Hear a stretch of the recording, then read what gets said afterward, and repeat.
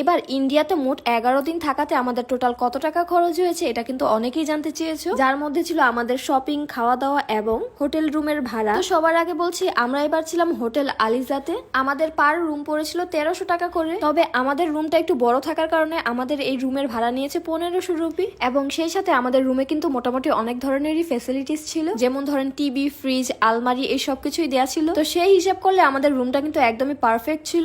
এরপর কথা বলবো শপিং নিয়ে। আসলে কলকাতায় আসলে কিন্তু কম বেশি সবারই শপিং করতে অনেক ইচ্ছে করে। সেই সাথে এখানে 3 পিসের দামও অনেক বেশি সস্তা থাকে, যার কারণে শপিং এর পরিমাণটা অনেক বেশি করে ফেলি। এই দোকান থেকে 850 টাকা করে মোট 2টা 3 পিস কিনি। এরপর চলে যায় একটা সুপার শপে, যেখানে ছিল বিভিন্ন ধরনের সাবান, শ্যাম্পু, অর্থাৎ প্রসাধনীর সব ধরনের সামগ্রী ছিল। তো এখান থেকে মোটামুটি অনেকগুলো face wash, body lotion, face cream, shower gel, প্রয়োজনীয় যা যা দরকার ছিল সবই কিনে ফেলি। এরপর বিল আসে অনেক বেশি, যদিও বিলটা বেশি হওয়াটাই স্বাভাবিক ছিল। তবে এবার ইন্ডিয়া ট্যুরে কিন্তু আমার স্কিন কালার একদমই কালো হয়নি, কারণ এবার খুব ভালো করে স্কিন কেয়ার করেছি। আজকে মূলত আমি একটা সিরাম অ্যাপ্লাই করে নিয়েছি। এই সিরামটার নাম হচ্ছে ওসুফি কোলাজেন ফেস সিরাম। এটা কিন্তু স্কিনটাকে ন্যাচারালি ব্রাইট করে এবং সেই সাথে স্কিনের পোর্স বা গর্ত মিনিমাইজ করে, মুখে বয়সের ছাপ পড়তে দেয় না, স্কিনটাকে ভালো করে টান টান করে ফেলে। আর হ্যাঁ, এই সিরামটি কিনলে কিন্তু একটা সুদিং জেল ফ্রিতে পাওয়া যায়। মূলত এই সিরাম এবং সুদিং জেলটা কিন্তু একটা কম্বো, যেটা স্কিনের জন্য খুবই উপকার আসে। আর আমি এই সিরাম ও সুদিং জেল অর্ডার করেছি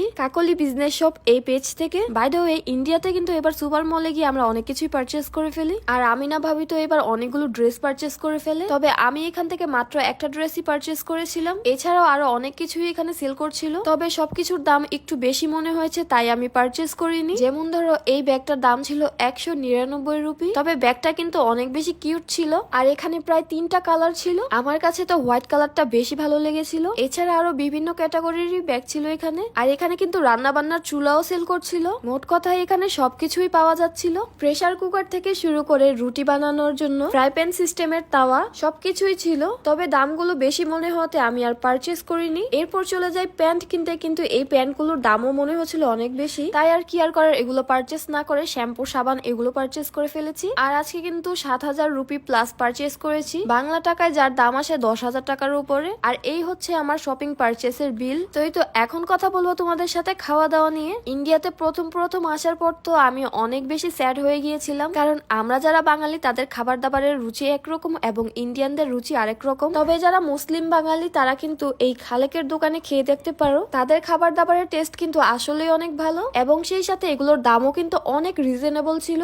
এখানে কিন্তু মাত্র 50 টাকা করে গরুর মাংসের প্লেট। তবে ইন্ডিয়াতে আসার পর কিন্তু আমাদের টাকা একদমই শেষ হয়ে যায়। এরপর আবার বাংলাদেশ থেকে নতুন করে টাকা পাঠায়। আমাদের এবার টাকা পয়সা শেষ হওয়ার একটাই কারণ ছিল, আর সেটা হচ্ছে আমরা ঘন ঘন শপিং করেছি। আমার নজরে যা যা ভালো লেগেছে সবই কিন্তু পারচেস করে ফেলেছি। এরপর চলে যাই কলকাতায় কম প্রাইসে ভালো কোয়ালিটির রুম দেখতে।